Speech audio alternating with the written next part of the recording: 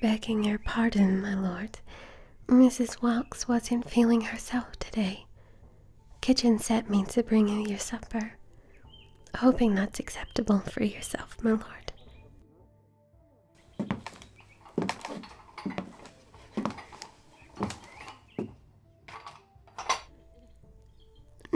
No, my lord, I've not made your acquaintance before.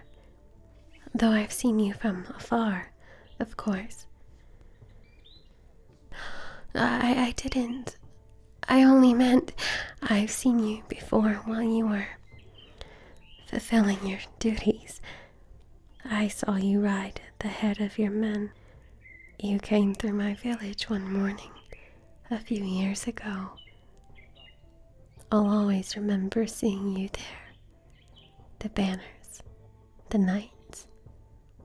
I had never seen such sights as I saw that day. Begging your pardon, my lord, I thought I'd never look at another man the way I looked at you then. It's why I chose to not move on, but to move here, to work for pittance in your kitchens. Not that I'm complaining, of course, it's been a tremendous opportunity, but surely I must excuse myself and stop intruding on your attention.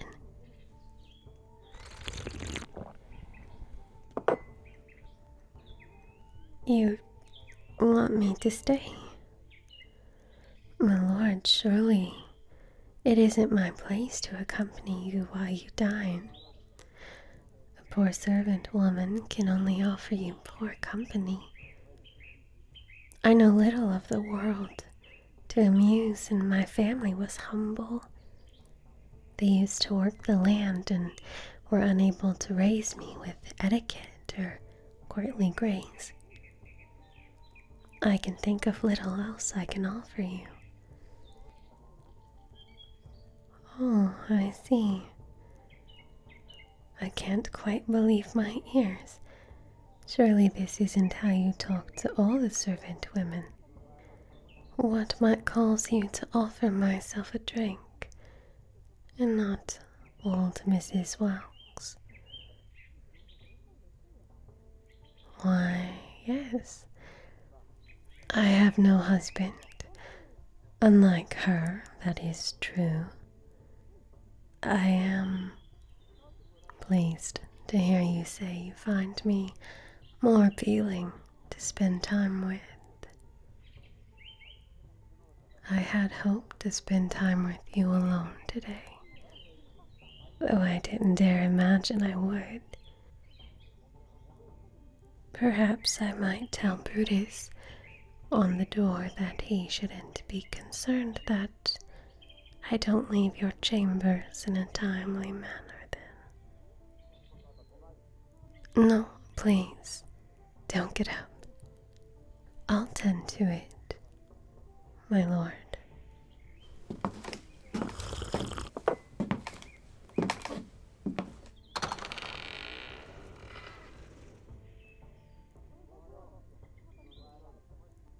Is that so, my lord? Very well. I'll tend to the doors to the keep.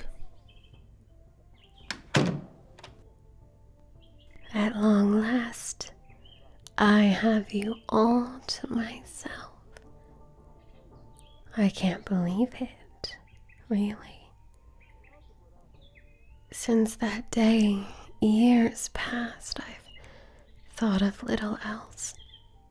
All those years since you graced my village with your presence, finding none of the other men would satisfy me like I knew you would.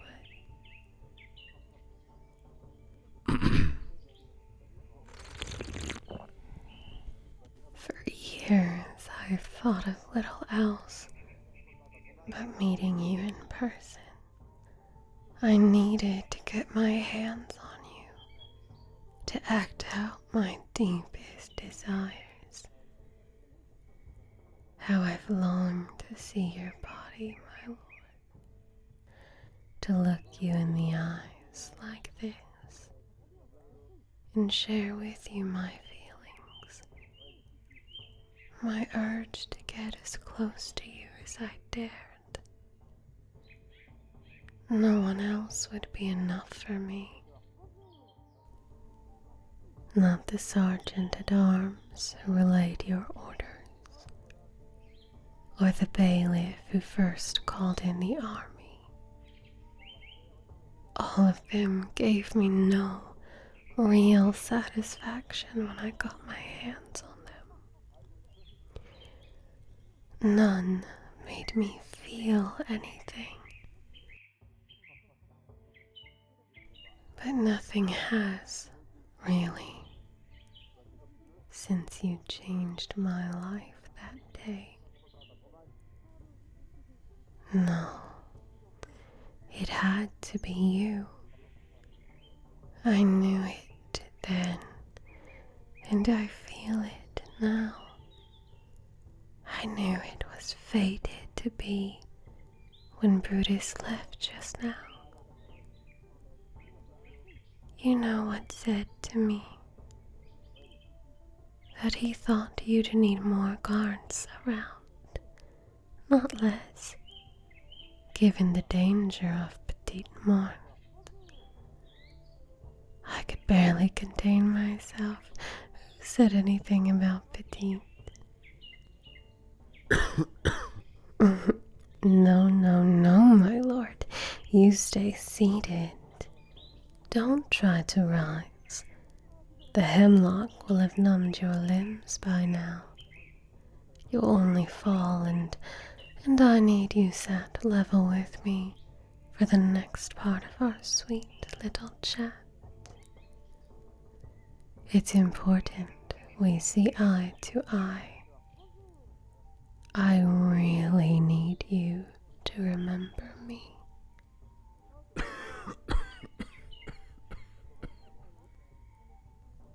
Come now, you must know what I've been talking about, no? How many villages have you burnt to the ground in the last few years? How many shadows like me lurk out there who've lost everything by your hands? Yet you welcome some foolish, flirting servant girl into your chambers. Take the drink this stranger offers free of fear. Did it really not occur to you that those you kill for asking for a few more crumbs from your table might have loved ones that might look to topple that crown from your slovenly, cruel, drunkard head? Stop your drooling, I've let you go. No, we can't have you choking too soon.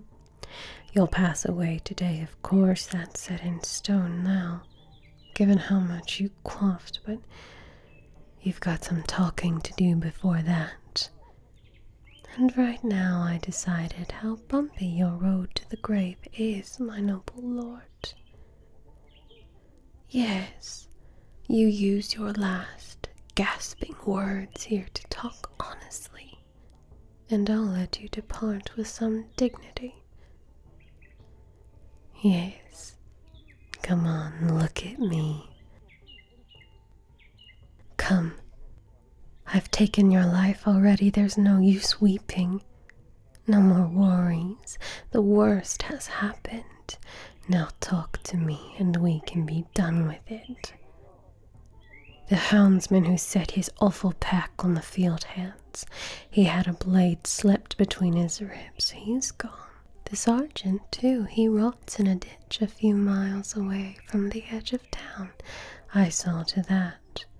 The alderman, though, the one who issued the warrant, where is he? I've searched this town and its neighbors. I must see him to the dirt to finish what I've started. But no one seems to know his whereabouts. Tell me, quickly. Just tell me. This can come to an end. I'm not a cruel woman. I get little joy out of watching others suffer, no matter how much they might deserve it. You're not too far gone to talk. Just say it. Whisper it in my ear if you must, but tell me. Just the place, that's it. A few more questions, that's all, then I'll let you rest. It's more than you deserve, but I'll do it if it means I can claim my last head. Now think. Think hard. Your life may not depend on this, but the quality of its last minutes certainly does. Tell me what... Shit. Okay. You feel this? You think you're breathing hard now? Try it with a pierced lung.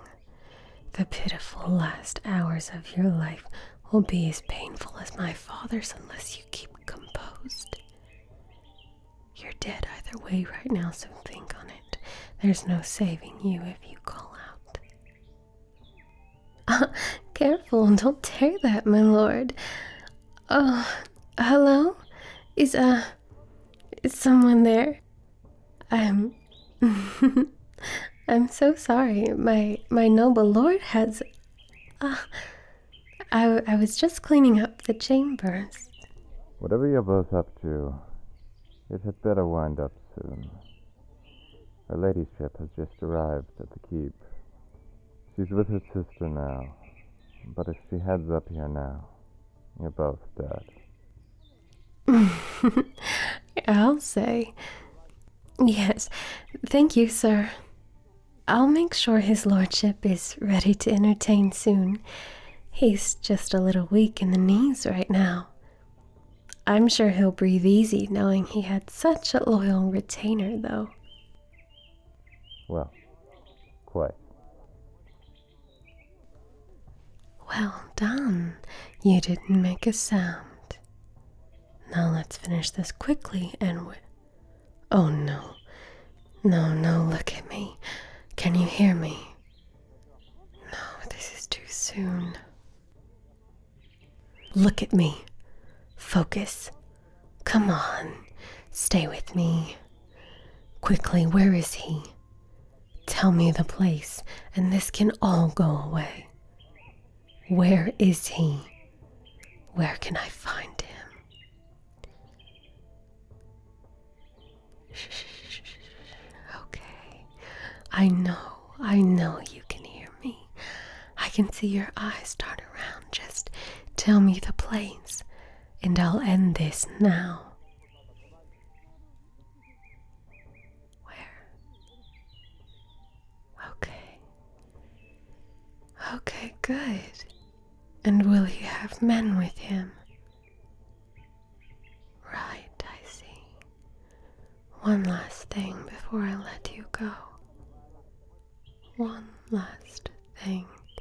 When your men pillaged our village, turned over every house for anything they could pilfer, who would have kept the best loot?